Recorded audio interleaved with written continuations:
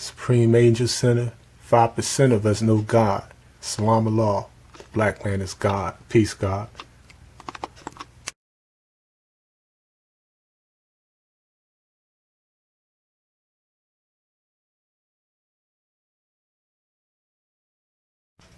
You know we got the master and the messenger before the ministers.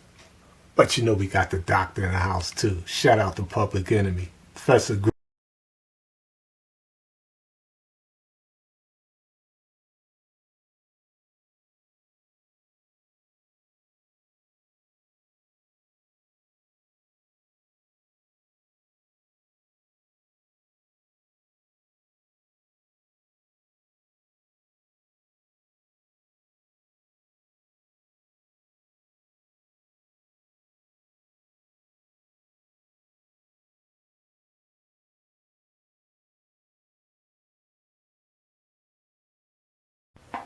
Peace and blessings, family. I'm your brother in the struggle, Ali.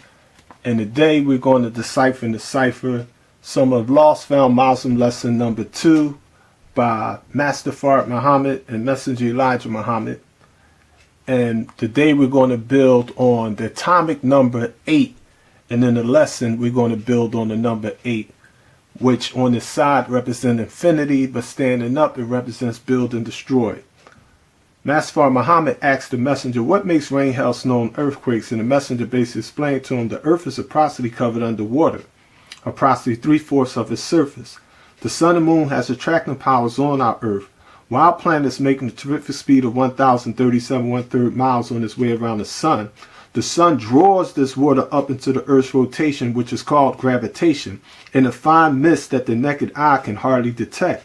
But as this mist ascends higher and increases with other mists of water in different currents of the atmosphere, until when she becomes heavier than gravity, then she distills back to the earth in the form of drops of water or drops of ice, which depends on how heavy the mist was and the current of the air was in.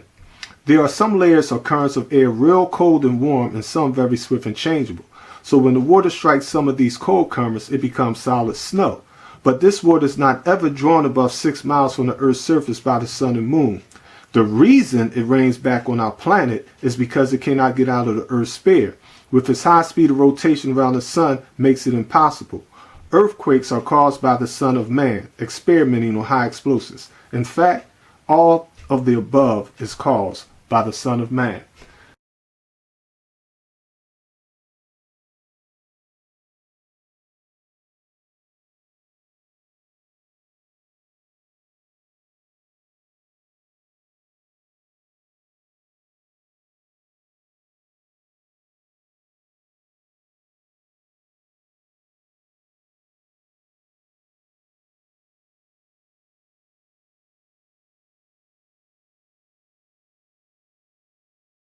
Now, family, when you hear this term, Son of Man, I don't want you to get confused like we were when we were 85% or mentally dead. This term, Son of Man, in fact, let me get on the actual fact board for a moment here. This term, Son of Man,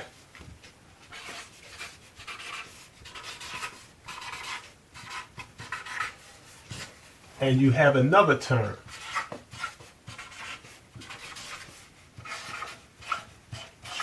Son of God. Now, the Son of Man and the Son of God are both used by Master Fard Muhammad and the Messenger. However, historically, the Son of God is actually not a divine title. There were thousands of sons of God. We're all considered sons of God. So actually in theology, in the ministry, the title of a Son of Man is actually considered a unique or a divine title. So a lot of people argue, especially Muslims and Christians, was Jesus the Son of God? Jesus, like, this is not written, I have said you're all gods. Psalms 82, verse 6. I have said all of you are the children of the Most High. So everyone is the Son of God or the daughter of God. So that's really not something really too unique. I mean, because we're now in this so-called, not just a monotheistic system, but we're in this global mystery God, one mystery God. Like they be like three into one Allah, one Yahweh, whatever way they want to put it, whatever nomenclature they're using, whether they're talking about a God or gods, they're still talking about a mystery God. They're still talking about life after physical death. They're still talking about a devil that is under the ground somewhere or in some supernatural realm. Now, I mean, all of that is tricknology. All of that is a lie. All of that is spookism. Okay? So really, when we're talking about the Son of Man, the reason why the Son of Man is divine, because everyone is the Son of Man. When we say the Son of Man, we mean that everyone is a descendant from the original man, the Asiatic black man, the maker, the owner, the cream of the planet Earth, God of the universe. So the black man is God. So everyone is a son of that man. What do we mean? Africans are son of man. Arabs, son of man. Hebrews, son of man. Jews, son of man. Chinese, son of man. Indians, son of man. Latinos, son of man. Hispanic, Boricuas, whatever nomenclature we may modern day use, everyone can trace themselves to the DNA or the original gene of the original man.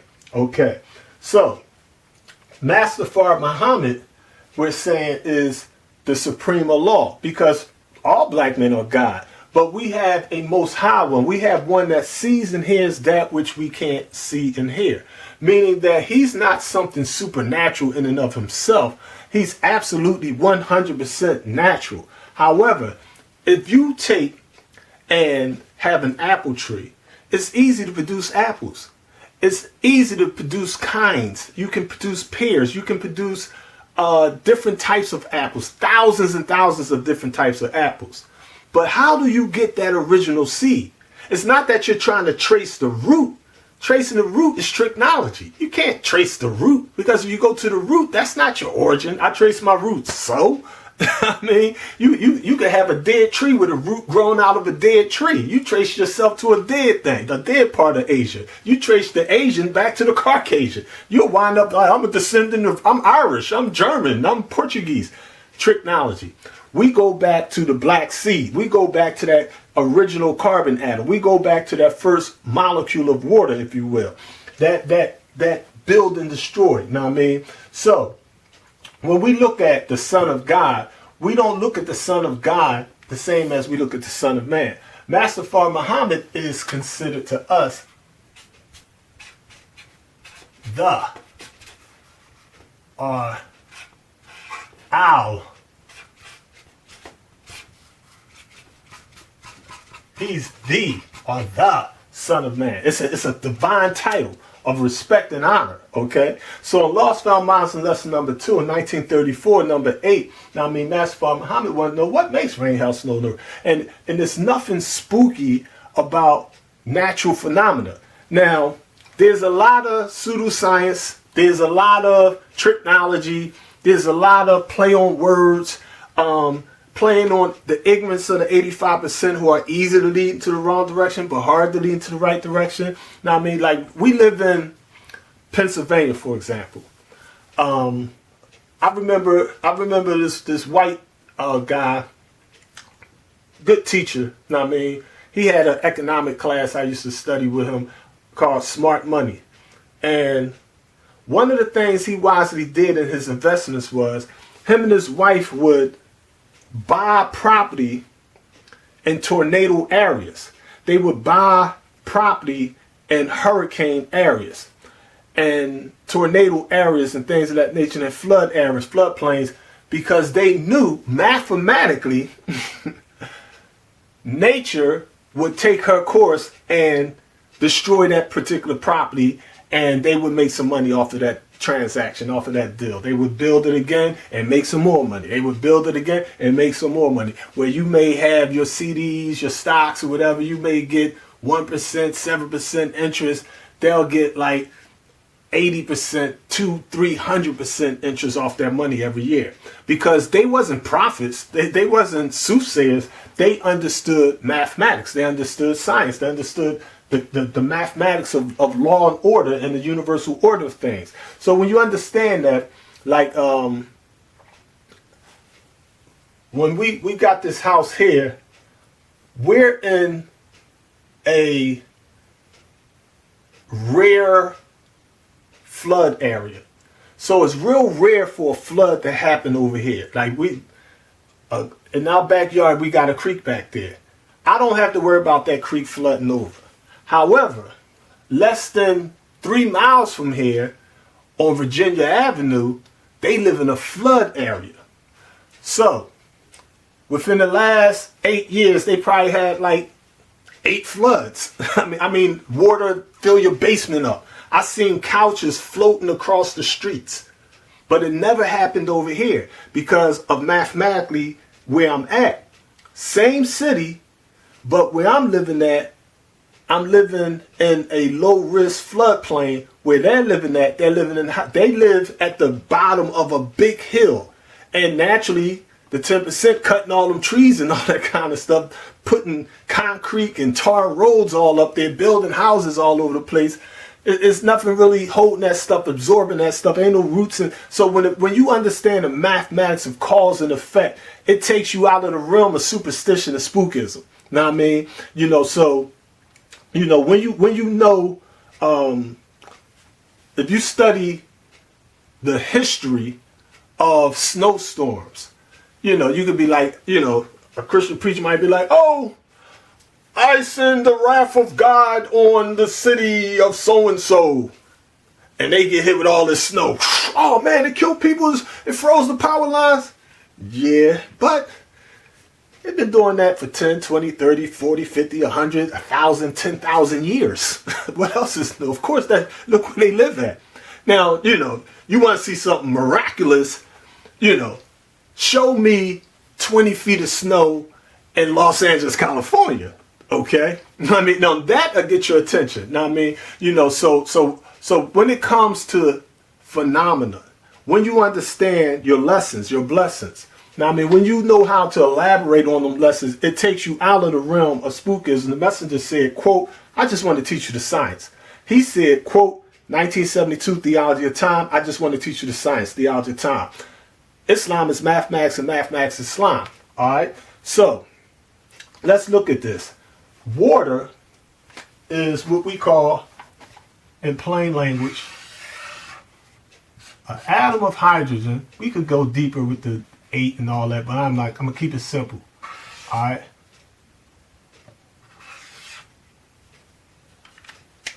Now, it's a thing where if you're making a sun and your chemistry starts with hydrogen, it's not going to bond into water. It's just not mathematically going to happen. In order for it to mathematically and realistically and practically and naturally happen, a law, the mathematics of the original man, the Son of Man, set up universal laws of cause and effect, actions and reactions. His thing is, no, you start your premise with the cipher of oxygen. And then your Mickey Mouse ears, you put your hydrogen, or 2 atoms are hydrogen bonded with 1 atom of oxygen, produces what we call H2O. All right. So H2O is what we could call real water. That water, according to our lessons, can come in liquid or, depending on the currents of the air it's in. I mean, it could fall as snow, sleet, hail, grapple. There's a million ways that mathematically can happen. I mean, but it's all water. I mean, and this water mathematically has a mathematical phenomena to produce our planet. Let's look at our student enrollment lesson, for example. We're taught 139,685,000 square miles. All right.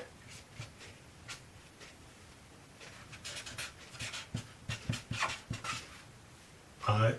And the land, 57,255,000 square miles.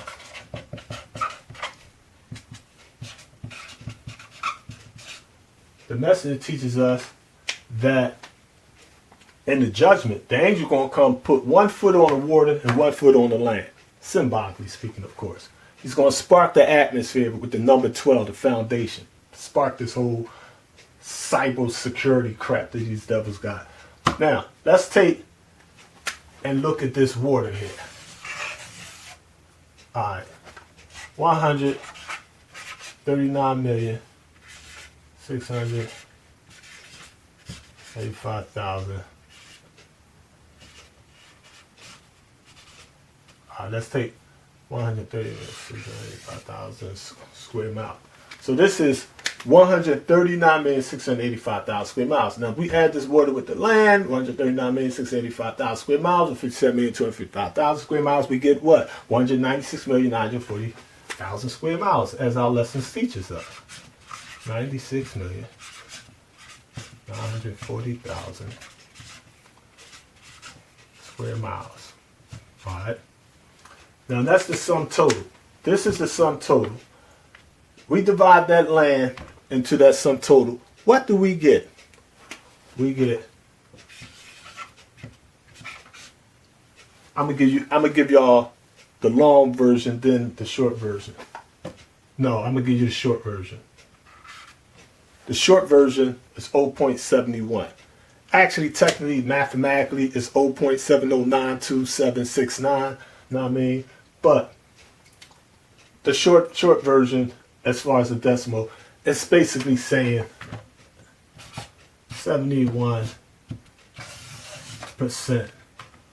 of our planet Earth equals agua or water. The Holy Quran teaches us that Allah created all life from water. Okay? Now, the Bible teaches us the same thing. Now, I mean, before Adam, there's living things in this water. Water represents life. Now, I mean, again, it's not this. That's the technology. It's this. It's H2O. Now, I mean, this is the real water. So in our lessons, 139,685,000 square miles of water, 57,255,000 square miles of land combined equals 196,940,000 square miles. Now, that's 71% water on the planet Asia, or the planet that we call Earth. All of it, every molecule of it, is from the Son of Man, not a spook. Peace and blessings, family.